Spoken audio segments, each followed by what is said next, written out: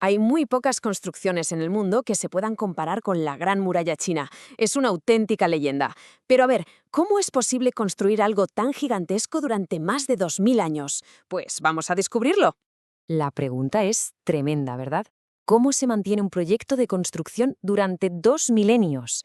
Es que es alucinante. Y la clave en realidad es que no fue un solo proyecto, para nada. Fue una suma de proyectos épicos construidos por un montón de dinastías a lo largo de los siglos.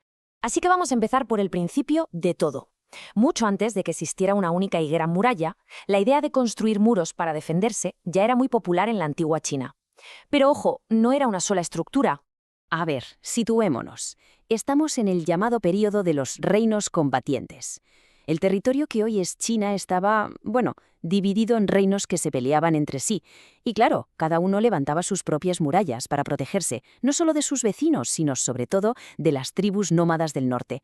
O sea que no eran una línea continua, sino un montón de trozos de muro aislados. Y uno se pregunta, ¿cómo lo hacían tan rápido? Pues con una técnica súper ingeniosa llamada tierra apisonada. El concepto es brillante. Básicamente usaban la tierra del propio lugar, la metían en unos marcos de madera y la compactaban a tope hasta crear bloques sólidos. Tan sólidos que algunos de sus tramos iniciales todavía siguen en pie hoy. Una solución, pues eso, ingeniosa y súper eficiente.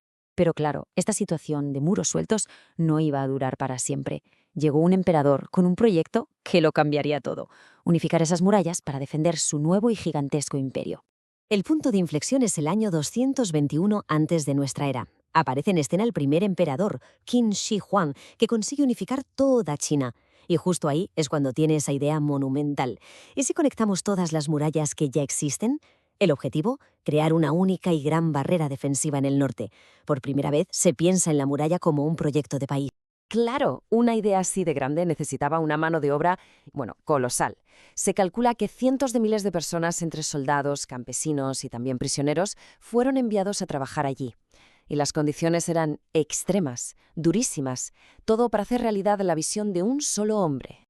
Y aquí viene una de las cosas más alucinantes de la muralla, la ingeniería. Porque claro, tuvieron que construir con lo que la tierra les ofrecía en cada sitio, adaptándose al terreno de una forma increíble. Es que el ingenio de estos constructores es para quitarse el sombrero.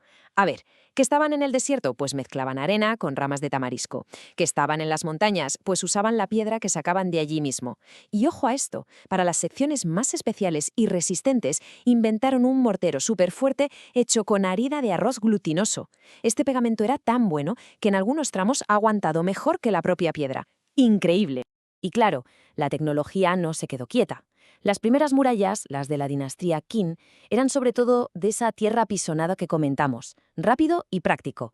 Pero si avanzamos varios siglos hasta la dinastía Ming, la cosa cambia. Ahí ya usaban ladrillos y bloques de piedra de muchísima calidad. Por eso, las partes más famosas que vemos hoy son precisamente de esa época. Eran mucho más fuertes y resistentes. Y con todo esto, no podemos olvidarnos del coste humano. La vida de los trabajadores era, bueno, era durísima. Se enfrentaban a un clima brutal, a la falta de comida y a un peligro constante. El sacrificio de toda esa gente fue, literalmente, el cimiento sobre el que se levantó esta maravilla. Vale, ya hemos visto cómo se construyó, pero ¿para qué servía exactamente? Porque la muralla era mucho más que una simple barrera. Era de hecho un increíble sistema de comunicación, casi alta tecnología para la época. De hecho, para que nos hagamos una idea, podríamos decir que la muralla era como el Internet de la antigüedad. Sí, sí, como suena, una red de alta velocidad que permitía enviar mensajes a cientos de kilómetros a un ritmo que era simplemente impensable en aquel entonces. ¿Y cómo funcionaba este Internet? Pues el sistema era tan sencillo como brillante. Imaginen, un centinela en una torre ve que se acerca el enemigo. Si era de día, hacía señales de humo. Si era de noche, encendía una hoguera. El de la siguiente torre lo veía y repetía la señal.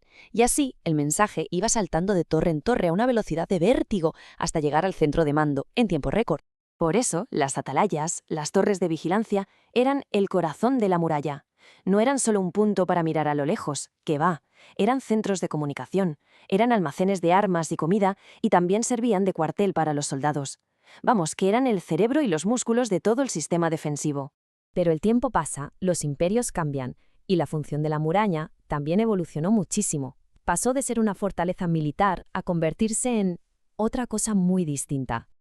Esta tabla lo deja clarísimo. Durante la dinastía Ming, la muralla vivió su época de máximo esplendor. La reconstruyeron y la fortalecieron porque la necesitaban para defenderse. Pero, ¿qué pasó después? Llegó la dinastía Qing, cuyos gobernantes eran, irónicamente, de más allá de la muralla. Así que, de repente, la muralla perdió su sentido militar y se abandonó. Y en ese largo periodo de abandono, la muralla sufrió una barbaridad. La gente de los pueblos cercanos, lógicamente, empezó a coger sus piedras y ladrillos para construirse sus propias casas o corrales. La naturaleza, por su parte, también fue haciendo de las suyas, erosionando los tramos más antiguos. Afortunadamente, tras esos siglos de olvido, el mundo por fin reconoció su valor. El momento clave fue en 1987. Ese año, la UNESCO la declaró Patrimonio de la Humanidad, un reconocimiento que la protege como lo que es, un tesoro universal. Y hoy, claro, proteger la muralla es una prioridad absoluta. Se invierte mucho en proyectos de restauración para reparar los daños, se intenta gestionar el turismo para que no sea destructivo y, muy importante, se crean programas educativos para que todo el mundo entienda su increíble historia y su valor. Toda esta increíble historia nos lleva a una reflexión final, muy actual, con los desafíos de hoy en día, como el turismo masivo o el cambio climático. ¿Cuál es el mayor reto para conservar una maravilla antigua como esta? Es una buena pregunta para pensar cómo podemos asegurar que estos tesoros del pasado sigan aquí para las generaciones futuras. Gracias por habernos acompañado en este viaje.